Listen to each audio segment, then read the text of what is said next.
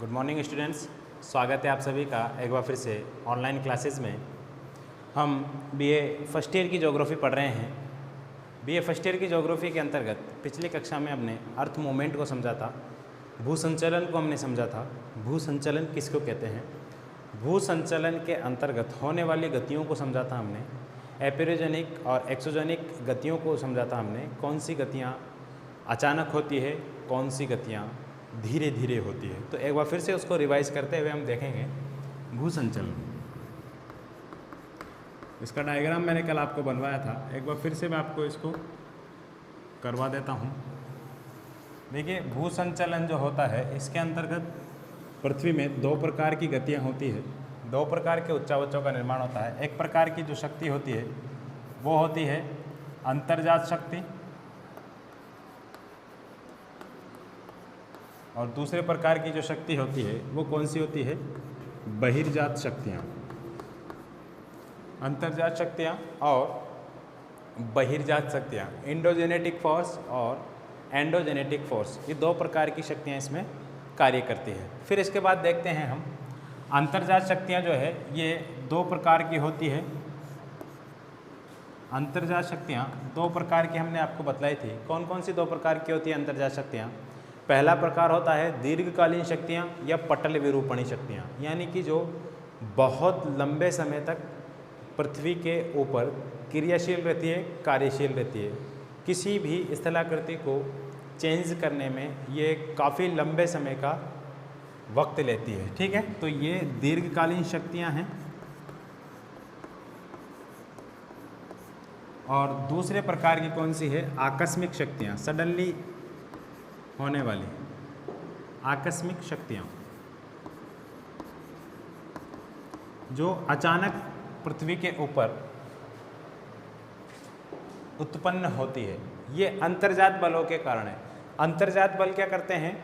पृथ्वी पर विभिन्न प्रकार के उच्चावचों का निर्माण करते हैं। उच्चावच किसको बोलते हैं? ऊंचे नीचे स्थानों को। यानी कि पृथ्वी के ऊपर पहाड़ बन गया, पर्वत बन गया, नदी घाटी बन गई, झील बन गई और महासागर हो गया, महाद्वीपों का निर्माण हो गया। इन सभी का निर्माण करने वाली शक्तियाँ कौन सी होती है? इंडोजेनेटिक फोर्सेस होती है, यानी कि अंतर्जात शक्तियाँ होती है जो पृथ्वी के भूगर्भ से उत्पन्न होती है। उन शक्तियों के द्वारा क्या होता है? ये विभिन्न प्रकार की स्थलाकृतियों का निर्माण होता है। इसके विपरीत ये बहिर्जात शक्तियाँ जो है, ये जो स्थलाकृतियों का निर्माण अंतर्जात शक्तियों ने किया है, उन स्थलाकृतियों को काट छाँट कर समतलीकरण का कार्य करने लगती है। यानी कि इन्होंने जो दशा बिगाड़ी है उस दशा को ये सुधारने की कोशिश करते हैं बहिर्जात शक्तियाँ। बहिर्जात शक्तियों में मुख्यतः अनाच्छादन होता है, डेन्यूडेशन जिसको बोलते हैं। अनाच्छादन के अंतर्गत दो प्रक्रियाएं होती है, एक तो होती है अपर्दन और एक होती है अपक्षय। अपर्दन किसको बोलते हैं? अपर्दन इरोजन अंग्रेजी में कहते हैं। अपर्दन के फलस्वरूप क्या होता है? किसी स्थलाकृति का, किसी भूखंड का कटाव होता है, फिर उसका बहाव होता है, फिर किसी जगह जाकर के उसका जमाव हो जाता है। इसमें तीन प्रक्रियाएं कार्य करती हैं, कटाव, बहाव और जमाव की। यानी कि अपर्दन, परिवहन और निक्षेपण प्रकार की तीन गतियाँ इसमें होती है, और इन तीनों के फलस्वरूप ही ये किसका कार्य करते हैं? समतलीकरण का कार्य। दूसरी अपक्षय की प्रक्रिया होती है। अपक्षय में क्या है कि कोई भी भूखंड टूट टूट करके उसका चूर्ण एक ही स्थान पर होता रहता है। इतनी बात आपको समझ में आ रही होगी। तो दीर्घकालीन शक्तियाँ या इसको कहते हैं पटल विरूपणी शक्तियाँ। पटल विरूपणी शक्तियाँ, दीर्घकालीन शक्तियाँ भी दो प्रकार की होती हैं। एक प्रकार होता है इसका महादेश जनक और दूसरा प्रकार होता है इसका पर्वत निर्माणकारी शक्तियाँ। महादेश जनक में क्या होता है? महाद्वीपों का निर्माण होता है, नए नए द्वीपों का निर्माण होता है। पर्वत निर्माणकारी शक्तियों में क्या होता है? पर्वतों का निर्माण होता है। तो इसको भी हम दो भागों में बांट देंगे। इसका पहला भाग क्या होगा? महादेश जनक,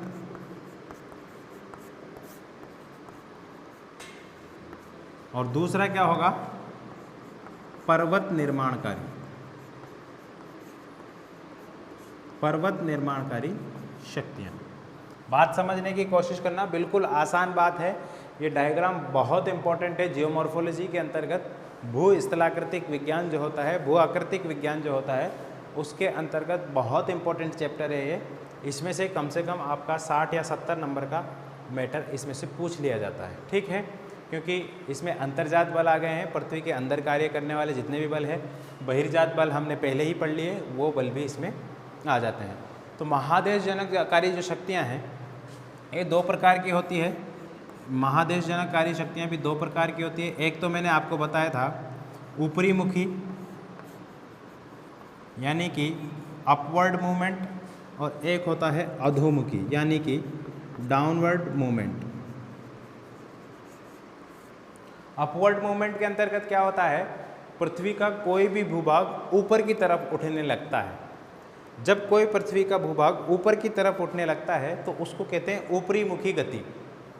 और पृथ्वी का कोई भूभाग किसी भी अंतर्जात शक्ति के कारण, विवर्तनिक शक्ति के कारण, भूगर्भीय हलचल के कारण जब नीचे की तरफ बैठने लगता है उसको अधोमुखी गति कहते हैं। इनको दूसरी तरीके की भाषा में कहते हैं उन्मज्जन। क्या बोलते हैं? उन्मज्जन। और इसको कहते हैं निमज्जन। अंग्रेजी में याद रख लेना आप, अपवर्ड और डाउनवर्ड। इसको निर्गमन भी कहते हैं, उन्मज्जन को निर्गमन। ठीक है, ये दो प्रकार की गतियाँ होती है, आपको इनको याद रखना होगा। फिर इसके बाद पर्वत निर्माणकारी शक्तियाँ। पर्वत निर्माणकारी शक्तियों में देखिए दो प्रकार की शक्तियाँ होती है। एक तो होता है तनाव, जिसको अंग्रेजी में कहते हैं टेंशन, और दूसरा होता है संपीड़न, जिसको कंप्रेशन बोलते हैं। तो तनाव और संपीड़न के कारण भूगर्भ में मोड़ पड़ते हैं और दरारें पड़ती हैं। आपने देखा होगा हमारे घर में जब दीवारें जब होती है उसमें जब अंदर से हवा पास होती है तो हवा पास होने के लिए दीवारों में दरारें बन जाती हैं। उसी तरीके की दरारें पृथ्वी के भूगर्भ से उत्पन्न होने वाली संवहन तरंगें वो जब बाहर निकलने की कोशिश करती है तो भूखंड के बड़े हिस्सों को अलग अलग भागों में तकसीम कर देती है और बीच में क्या हो जाता है, बीच में हो जाता है दरार। इस प्रकार की दरारों, और कभी कभी क्या होता है जब दो ऊंचे स्थलखंडों के बीच में बीच वाला क्षेत्र जो भूसन्नति कहलाता है, इसको मैं इस तरीके से समझाने की कोशिश करूँगा। ये मान लीजिए ऊंचा भूखंड है, ये भी ऊंचा भूखंड है, इसके बीच वाला ये जो क्षेत्र है इसको भूसन्नति कहते हैं, भू अभिनति कहते हैं। तो क्या है, यहाँ से और यहाँ से दोनों तरफ से नदियाँ ला करके इसमें क्या पटकेगी, अवसाद पटकेगी। दोनों तरफ से नदियाँ इसमें आकर के अवसाद जब पटकेगी तो अवसादों की वजह से ये क्षेत्र कैसा हो जाएगा, गाद हो जाएगी। यहाँ पर अवसादों की मात्रा हो जाएगी और ये क्षेत्र क्या हो जाएगा, बिल्कुल दलदली क्षेत्र हो जाएगा। दलदली क्षेत्र होने की वजह से इसकी तली में धसाव होगा। जब वजन बढ़ेगा भाई, यहाँ से दोनों तरफ से नदियाँ हजारों लाखों टन अवसाद ला करके इस भू अभिनति में जमा कर देगी, तो क्या है, भू अभिनति नीचे और बैठेगी, उसका धसाव होगा। इसके नीचे बैठने की वजह से ये दोनों किनारे आपस में पास आएंगे। पास आने की वजह से ये वाला जो नीचे बैठने वाला हिस्सा है ये ऊपर उठ जाएगा और यहाँ पे क्या होगा, पर्वतों का निर्माण।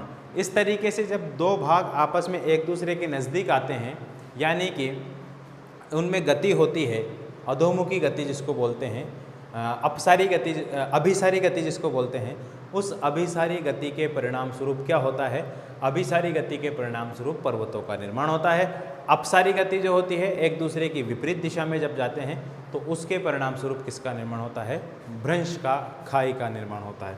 तो देखिए पर्वत निर्माणकारी ये महादेशजनककारी शक्तियों में ये ऊपरी मुखी में इस तरीके का चिन्ह लगा लेंगे, अधोमुखी में इस तरीके का चिन्ह लगा लेंगे। पर्वत निर्माणकारी शक्तियों में मैंने आपको दो प्रकार की शक्तियाँ बतलाई हैं। एक तो होती है तनाव मूलक शक्तियाँ, जिसको टेंशन बोलते हैं अंग्रेजी में, और एक होती है संपीड़न वाली शक्तियाँ। संपीड़न के फलस्वरूप क्या होता है भाई, संपीड़न के फलस्वरूप होता है कंप्रेशन, दोनों तरफ से दबाव पड़ता है। ठीक है, तनाव इस तरीके से आप दर्शा सकते हैं इसको एक दूसरे के विपरीत दिशा में, और इसको दर्शा सकते हैं आप एक दूसरे के आमने सामने वाली दिशा में गति। ठीक है, तनाव के फलस्वरूप दो प्रकार की स्थलाकृतियों का निर्माण होता है। नीचे नहीं दिखाई दे रहा होगा आपको, मैं इसको ऊपर लिख देता हूँ। तनाव के फलस्वरूप दो प्रकार की स्थलाकृतियों का निर्माण होता है। कौन कौन सी दो प्रकार की स्थलाकृतियों का निर्माण होता है गुरुजी? तो देखिए ये तनाव मैंने यहाँ लिख दिया है और इधर लिख दिया है मैंने ये संपीड़न। ठीक है, तो तनाव की वजह से क्या होता है, देखिए एक तो होता है चटकन, दरारें, जो स्थलाकृति है, जो चट्टानें हैं वो चटक जाती है। ठीक है, टूट, उसमें क्रैक्स आ जाते हैं। और दूसरा क्या होता है, भ्रंशन। भ्रंशन के फलस्वरूप भी टूट करके वो अलग हो जाती है, जिसको फॉल्टिंग बोलते हैं अंग्रेजी में। ठीक है, तो इसमें चटकन यानी कि क्रैकिंग और भ्रंशन दो प्रकार की होती है, जब दो अलग अलग दिशाओं में गति होती है। तो जब एक ही दिशा में गति होती है, दो विपरीत दिशाओं से एक ही दिशा में चट्टानें जब मिलती है तो किसका निर्माण होता है? वलन का। किसका निर्माण होता है? वलन का। वलन दो प्रकार के होते हैं, एक तो होता है समवलन और एक होता है वलन। समवलन भी दो प्रकार के होते हैं, उत्समवलन और अवसमवलन। अवसमवलन। उत्समवलन में क्या होता है? धरातल का कोई एक बड़ा भूभाग ऊपर की तरफ उठ जाता है। जब दोनों तरफ से दबाव लगेगा, बीच वाला भाग इस तरीके से गुंबदाकार रूप में जब ऊपर उठ जाता है तो उसको उत्समवलन कहा जाता है। ठीक इसके विपरीत जब स्थिति होती है, ऊपर उठने के बजाय धरातल का एक बड़ा भाग गुंबदाकार रूप में जमीन के नीचे चला जाता है, उसको अवसमवलन कहा जाता है। बहुत सिंपल है। वलन को हम विस्तृत रूप में पढ़ेंगे। वलन के कई सारे प्रकार होते हैं, सम्मत वलन, एकनत वलन, पार्श्वती वलन, श्यान वलन वगैरह कई सारे प्रकार होते हैं। तो हमको पढ़ना क्या है? इम्पोर्टेंटली वलन को पढ़ना है, समवलन को पढ़ना है, भ्रंशन को पढ़ना है, चटकन भ्रंशन को ही कहते हैं। तो ये तीन चीज़ें हमको मुख्यतः पढ़नी है। इन सभी को पढ़ने की हमको आवश्यकता नहीं है, क्योंकि इनकी एक एक दो दो लाइन की परिभाषा है, वही है, ज़्यादा इसमें कुछ भी नहीं है। पटल विरूपणी शक्तियाँ, दीर्घकाल में होने वाली शक्तियाँ, महादेशनकारी शक्तियाँ जिसमें ऊपर और नीचे उठता है तो महाद्वीपों का निर्माण होता है, महासागरों का, खाइयों का निर्माण होता है। संपीड़न और तनाव के फलस्वरूप हम ये पढ़ ही रहे हैं, तो इसमें ज़्यादा कुछ हमको पढ़ने की आवश्यकता नहीं है। आकस्मिक शक्तियों के अंतर्गत आकस्मिक शक्तियाँ जो है ये चार प्रकार की होती है। कौन कौन से प्रकार की होती है गुरुजी बतला दो। देखिए, पहले तो होती है ज्वालामुखी, ज्वालामुखी के बाद होती है भूकंप। हमने थोड़ा थोड़ा इनका अध्ययन कर लिया है, ज़रूरत पड़ने पर और कर लेंगे हम इनका अध्ययन। ज्वालामुखी हो गया, भूकंप हो गया, भूस्खलन हो गया और एवलांश हो गया, जिसको हिमस्खलन बोलते हैं। ठीक है, ये चार प्रकार की इसमें गतियाँ होती है। ये भी हम इसमें ज्वालामुखी और भूकंप इंपॉर्टेंट है, इसको हम पढ़ लेंगे। बहिर्जात गतियों के अंतर्गत तो आपने पढ़ लिया होगा, हमने सब कुछ पढ़ लिया है। बहिर्जात के अंतर्गत अनाच्छादन होता है, अनाच्छादन की प्रक्रिया होती है, अनाच्छादन डेन्यूडेशन। इसके अंतर्गत दो प्रक्रियाएं होती है, एक होता है अपर्दन और एक होता है अपक्ष। ठीक है, अपर्दन और अपक्षय की प्रक्रिया इसके अंतर्गत होती है। इन दोनों को हमने पढ़ लिया है। अपर्दन को हमने पढ़ लिया है, अपर्दनकारी शक्तियाँ, नदी, हिमनदी, पवन और इसके अलावा सागरीय तरंगे, भूमिगत जल, इन सभी को हमने पढ़ लिया है। अपक्षय के अंतर्गत भी रासायनिक अपक्षय होता है, भौतिक अपक्षय होता है, वो ज़्यादा इम्पोर्टेंट नहीं है, लेकिन वो भी आपने लगभग पढ़ लिया होगा। उम्मीद है ये चैप्टर आपको पूरा समझ में आ गया होगा। अब हम पढ़ेंगे इसमें से वलन को। ठीक है, वलन इसमें इम्पोर्टेंट है, इसलिए हम शुरू करेंगे आज वलन को। इसको मैं मिटा देता हूँ। वलन के बाद हम भ्रंशन को पढ़ेंगे। ठीक है, वलन और भ्रंश पूछ लिया जाता है अक्सर परीक्षाओं में, इम्पोर्टेंट है। इसका आप थोड़ी सी देर पहले जा करके इसका स्क्रीनशॉट भी ले सकते हैं, इम्पोर्टेंट डायग्राम है ये बिल्कुल। ध्यान रखिएगा, संडे के दिन आपकी लाइव क्लास होगी। संडे के दिन आपकी लाइव क्लास होगी, जिसमें जो भी डाउट्स है उन डाउट्स को आप पूछ सकते हैं। कहाँ होगी लाइव क्लास? मैंने आपको बतला दिया है, ज्योग्राफी विद रहमान, RAHMAN। यहाँ आप YouTube में जाकर सर्च करेंगे तो आपको इसमें मिल जाएगा। यहाँ पे आपको कई सारे वीडियोस मिलेंगे हमारे। वहाँ जाके इस चैनल को आपको क्या कर लेना है, सब्सक्राइब कर लेना है और यहीं पे आपको सारी जानकारी मिलेगी। लाइव क्लास संडे के दिन आपकी इसी चैनल पर होगी। ठीक है, संडे के दिन कितने बजे होगी गुरुजी, ये भी बतला दो। तो संडे के दिन कितने बजे होगी? संडे के दिन आपकी लाइव क्लास होगी 8 से 10 बजे के बीच में। कभी भी आपको नोटिफिकेशन मिल सकता है, लिंक आपको मिल सकता है। तो आप 8 से 10 बजे के बीच में जुड़े रहिए हमारे साथ आपको लाइव क्लास मिल जाएगी। ठीक है, लाइव में आप हमसे डायरेक्टली जुड़ सकते हैं, पूछ सकते हैं कुछ समझ में नहीं आ रहा हो तो। ठीक है, आपके लिए मैंने स्पेशल रखी है ये, क्योंकि अभी तक कई सारे बच्चों को हमने जोड़ने की कोशिश की है, लेकिन बच्चे हमसे अभी तक नहीं जुड़ पाए हैं। कुछ एक बच्चे हैं फर्स्ट ईयर के, वो बच्चे हमसे अभी तक जुड़े हैं, लाइव क्लास अभी तक नहीं हो पाई है। ठीक है, अगर आपको महात्मा गांधी पीजी कॉलेज वाला जो ग्रुप है आपका, उस ग्रुप से अगर आपको लिंक मिलता है तो बहुत अच्छी बात है। अगर उस ग्रुप से लिंक नहीं मिलता है आपको, तो आपको लिंक मिलेगा इन नंबरों से, तो आप एक बार इस नंबर पर मैसेज ज़रूर कर देना अपनी कक्षा के नाम के साथ। ठीक है, अपनी कक्षा का नाम लिखना और कक्षा के नाम के साथ इस नंबर पर आप मैसेज कर देना है कि सर मुझे लाइव क्लास लेना है। मैं आपको अपने ग्रुप में डाल दूंगा और उसके माध्यम से आपको लिंक मिल जाएगा। ठीक है, तो इस नंबर को आप नोट कर लीजिए 8104152712। ठीक है, चलिए अब थोड़ा सा आगे बढ़ते हैं। अब हम देख लेते हैं वलन को। वलन किसे बोलते हैं, वलन पढ़ेंगे आज हम।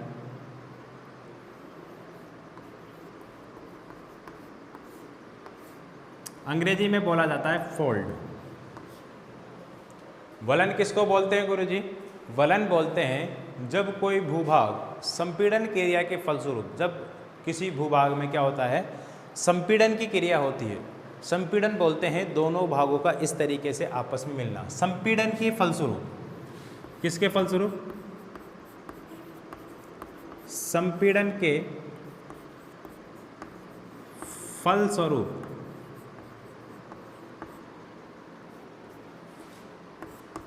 कोई भूभाग जब मोड़दार, लहरदार रूप में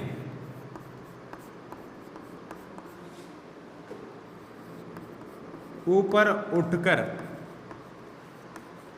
मुड़ जाता है, तो इस प्रक्रिया को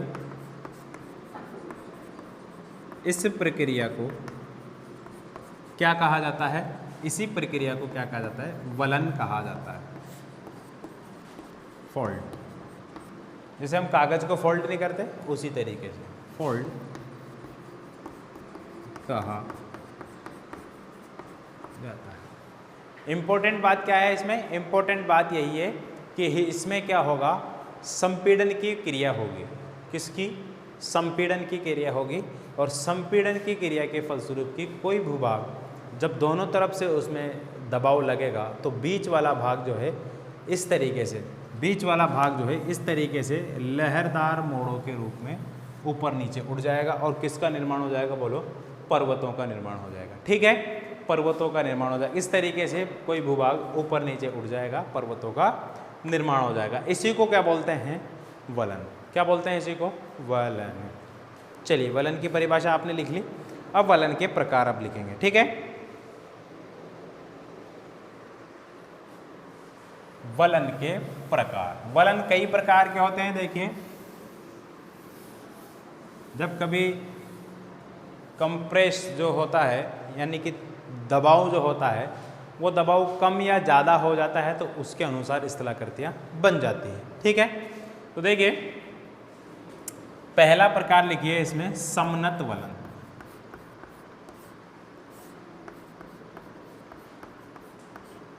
सिमेट्रिकल फोल्ड। समनत वलन के अंतर्गत क्या होता है? देखिए, जब वलन की दोनों भुजाएं बराबर ऊंचाई में उठती है और दोनों के बीच में बराबर डिग्री का कोण बनता है, तो इस प्रकार का वलन क्या होता है? समनत वलन कहलाता है। ठीक है, इसमें लिख लीजिए, जब वलन की दोनों भुजाओं का कोण, दोनों भुजाओं का कोण समान हो एवं उनकी ऊंचाई समान हो तो इस प्रकार बनी स्थलाकृति को, तो इस प्रकार बनी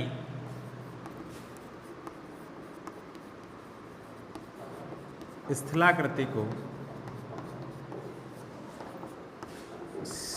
समनत वलन कहा जाता है। क्या बोला जाता है, बोलो?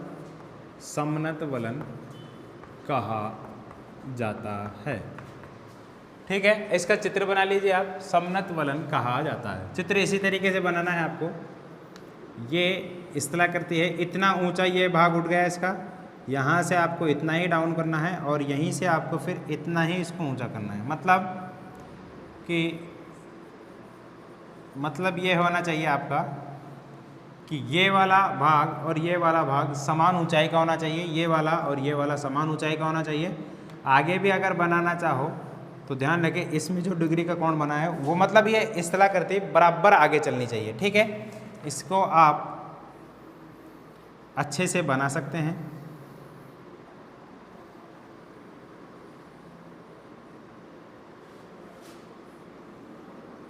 ये अलग अलग प्रकार की चट्टानें हैं, लेकिन वलन के फलस्वरूप क्या है, ये एक ही दिशा में एक ही तरह की चट्टानों के साथ मुड़ गई है। इस तरीके की जो स्थलाकृति का निर्माण होता है उसको क्या बोलते हैं, समनत वलन के नाम से। इसको बराबर बननी चाहिए। ठीक है, ये थोड़ी सी नीचे हो गई लेकिन आपको बराबर बनाना है।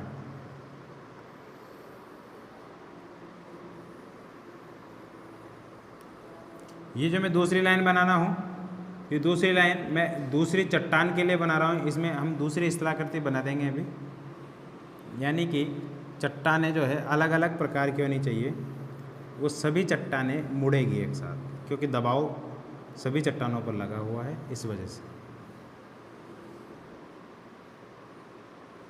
ये लीजिए। ठीक है, यहाँ पर आप दूसरी डिजाइन कर दीजिए इस तरीके की।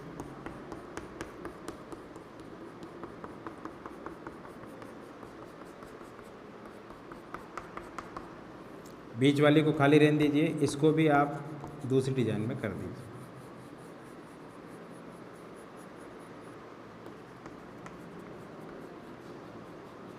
ये इस प्रकार का जो वलन बनेगा वो समनत वलन का उदाहरण बनेगा। बोलो समझ में आ गया ना भाई?